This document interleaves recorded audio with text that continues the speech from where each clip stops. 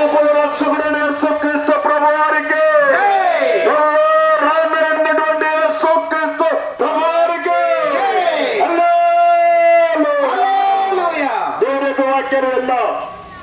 రండి రండి మీరందరూ రండి, యేసుని యొద్దకు త్వరగా రండి.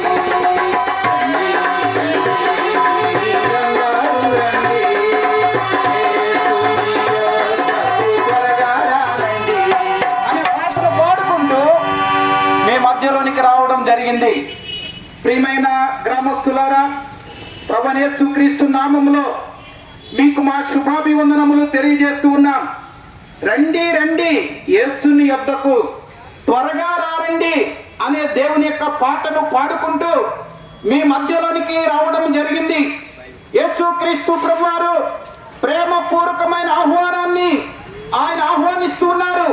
ప్రయాసపడి భారం మోసుకునిచున్న సమస్త జనులారా, నా యొద్దకు రండి, నేను మీకు విశ్రాంతిని కలుగజేతును అని ప్రభువైన యేసుక్రీస్తు వారు సెలవిస్తూ ఉన్నారు. ప్రయాసపడి భారం మోసుకునిచున్న సమస్త జనులారా, నా యొద్దకు రండి, నేను మీకు విశ్రాంతిని కలుగజేతును.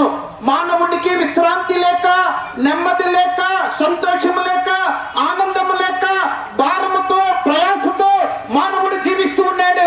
అటువంటి మానవుడికి ప్రయాసపడి భారం మోసుకునిచున్న సమస్త జనులారా, నా యొద్దకు రండి, నేను మీకు విశ్రాంతిని కలుగజేతును. మానవుడు భారముతో ఉన్నాడు, పాప ప్రయాసతో ఉన్నాడు, పాపముతో. కాబట్టి దేవుని యొక్క వాక్యము సెలవిస్తూ ఉన్నది, అజ్ఞాన కాలమున దేవుడు చూచి చూడనట్టుగా ఉండెను. ఇప్పుడైతే అందరూ అంతటను మారు మనస్సు పొందవలనని మనుషులకు ఆజ్ఞాపించెను. ఆజ్ఞ ఏంటండి? మారు మనస్సు పొందాలి, మనస్సు మార్చబడాలి, జీవితం మార్చబడాలి, బ్రతుకు మార్చబడాలి. నీ పాపములన్నీ కూడా దేవుని దగ్గర ఒప్పుకోవాలి. మానవునికి పాపముతో నెమ్మది లేక, విశ్రాంతి లేక తన యొక్క యాత్రా జీవితాన్ని కొనసాగిస్తూ ఉన్నాడు. అటువంటి మానవునికి ప్రయాసపడి భారం మోసుకునిచున్న సమస్త జనులారా, నా యొద్దకు రండి, నేను మీకు విశ్రాంతిని కలుగజేతును. ఈ గ్రామంలో ఒక ఉన్నతమైన వ్యక్తి కారు వేసుకుని వెళ్తూ ఉన్నాడు. ఒక పేదవాడు నెత్తి మీద 100 కేజీలు మూట పెట్టుకుని వెళ్తూ ఉన్నాడు. అప్పుడు ఆ యొక్క ఉన్నతమైన వ్యక్తి ఆ పేదవాని మీద జాలిపడి కారు ఎక్కించుకున్నాడు. సరే, తన ఇంటి యొక్క స్థలం వచ్చింది. దిగిన తర్వాత ఆ కారు దిగిన తర్వాత మూట నెత్తి మీద పెట్టుకున్నాడు.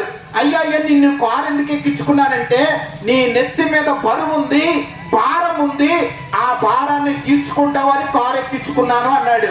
అయ్యగారు, మీరు కారు ఎక్కించుకున్నారు కానీ నన్ను మోయటమే కష్టమండి, నా మూట ఎక్కడ మోస్తుందని నేను నెత్తి మీదే పెట్టుకున్నానండి అన్నాడు. కానీ మానవుని యొక్క స్థితి కూడా అలాగే ఉంది. మానవుడు దేవుని దగ్గరికి వెళ్తూ ఉన్నాడు, దేవుణ్ణి పూజిస్తూ ఉన్నాడు, దేవుణ్ణి ఆరాధిస్తూ ఉన్నాడు, దేవుణ్ణి కొలుస్తూ ఉన్నాడు. కానీ తన పాపములు అలాగే పెట్టుకుంటూ ఉన్నాడు, తన అవిధేయతలు అలాగే పెట్టుకుంటూ ఉన్నాడు, తన అతిక్రమములు కూడా అలాగే పెట్టుకుంటున్నాడు. ఏమి నెమ్మది ఉంటుందండి? ఏమి సమాధానం ఉంటుందండి? ఏమి విశ్రాంతి ఉంటుందండి? అందుకనే దేవుని యొక్క వాక్యం సెలవిస్తూ ఉన్నది, ప్రయాసపడి భారం మోసుకునిచున్న సమస్త జనులారా, నా యొద్దకు రండి, నేను మీకు విశ్రాంతి కలుగజేస్తాను, మీకు నెమ్మది కలుగజేస్తాను. దేవుడు పరమాత్ముడు పాపములు క్షమించగలిగిన దేవుడు. ఆయన పాపములు క్షమించుటకు అధికారము కలిగిన దేవుడు. ఈ ప్రపంచ చరిత్రలో పాపాలు క్షమించే అధికారము ఎవరికి లేదు. ఒకవేళ ఒక అధికారం ఉండవచ్చు, ఒక ఉద్యోగం ఇవ్వచ్చు, ఒక ఉద్యోగం తీసివేయచ్చు, వాళ్ళకున్న అధికారం అటువంటిది. అయితే పాపములు క్షమించే అధికారం ఎవరికి ఉందండి?